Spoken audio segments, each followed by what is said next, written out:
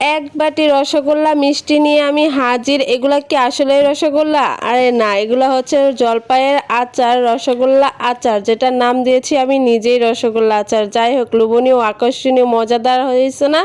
এই আচারটা তোমাদের জন্য বানাইছি। তো চলো এই রসগোল্লা আচার কিভাবে বানালাম সেটাই বলি। জলপাইয়ের রসগোল্লা আচার বানাতে আমার প্রথমে আমি এখানে আধা কেজি জলপাই নিয়ে নিছি। এগুলো এখন পিস পিস করে একটা একটা করে আমি লম্বা লম্বা আকারে কেটে নিচ্ছি বটির সাহায্যে। যাই হোক, আমি সবগুলো এরকম সাইজ করে কেটে নিচ্ছি, তোমরা দেখতেই পারতেছো। তোমরা বানাতে চাইলে এইভাবে জলপাইগুলোকে সুন্দর করে কেটে নিবা, তারপরে সবগুলোকে ভালো করে ধুয়ে পরিষ্কার করে নিবা। আমার কিন্তু কাটা শেষ হয়ে গেছে, এখন আমি কিন্তু এগুলো ধুয়ে নিছি। এখন আমি চুলার ভিতরে চলে এসেছি এগুলো বানানোর জন্য, আচার বানানোর জন্য। যাই হোক, আমি কিছুটা পানি দিয়ে দিছি কড়াইয়ের মধ্যে, এরপরে দিয়ে দিছি খাল, গোটা তেজপাতা, গ্যারান আসার জন্য, তারপর একটু সামান্য পরিমাণ লবণ। এরপরে আমি এর ভিতরে চিনি অ্যাড করে দেবো, কারণ শিরা তৈরি করতে হবে। এই পানিটা একটু বলক আসলে আমি এর ভিতরে চিনি অ্যাড করে দেবো। যাই হোক, পানি বলক এসে গেছে, এখন এটার ভিতরে আমি চিনি অ্যাড করে একটা শিরা তৈরি করব।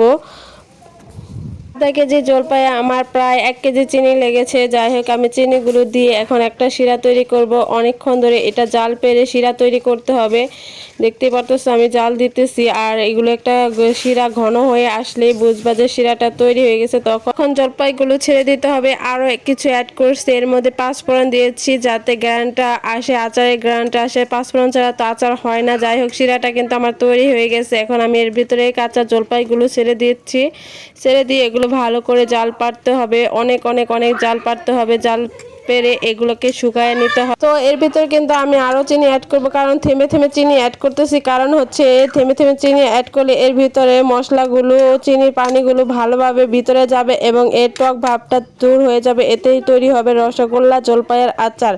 যাই হোক, এগুলো কিন্তু এখন একটা ঢাকনা দিয়ে আমি দিলাম। এখন আমি এই জলপাইগুলো অন্য পাতিলে চেঞ্জ করে নিয়েছি, পাতিলে ঢেলে নিয়েছি, কারণ কড়াই, নতুন কড়াই তো জলপাইয়ের আচার বানালে বেশি একটা ভালো হয় না, তার জন্য আমি পাতিলে ঢেলে নিলাম। এই যে দেখতেই পারতেছেন আমি আবারও চিনি অ্যাড করতেছি। আমার জলপাই আচারটা কিন্তু শেষের দিকে হয়ে এসেছে। এখন এটা নামিয়ে পরিবেশন করার পালা। এই তো দেখতেই পারতেছেন পাতিলের ভিতরে তেমনটা বোঝা যায় নাই। যাই হোক, এখন কিন্তু পরিবেশন করে ফেলছে। এখন বলেন তো কেমন হয়েছে?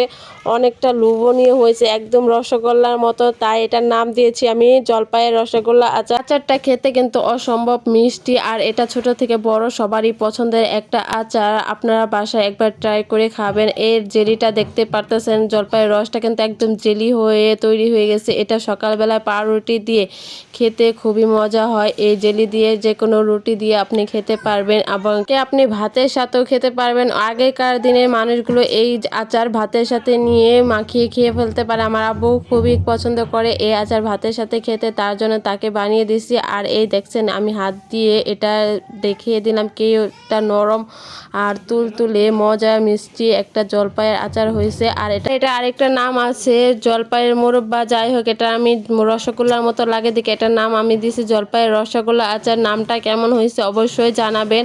আর আপনারা যদি এই আচারটা পছন্দ হয় তাহলে বাসায় একবার ট্রাই করে দেখবেন। এইভাবে বানিয়ে খেলে অনেকটা মজা হয়। আমার ছেলে তো খুবই পছন্দ করে, এবং কি আমার আব্বুর জন্য এই আচারটা বানিয়ে দিছি। অনেকটা লোভনীয়, আকর্ষণীয়, মজাদার একটা আচার। যাই হোক, আমি কিন্তু খাইছি, আমাদের ফ্যামিলি সবাই খাইছে, অনেক পছন্দ করছে। আপনাদের যদি ভিডিওটা ভালো লাগে অবশ্যই লাইক, কমেন্ট, শেয়ার দিয়ে পাশে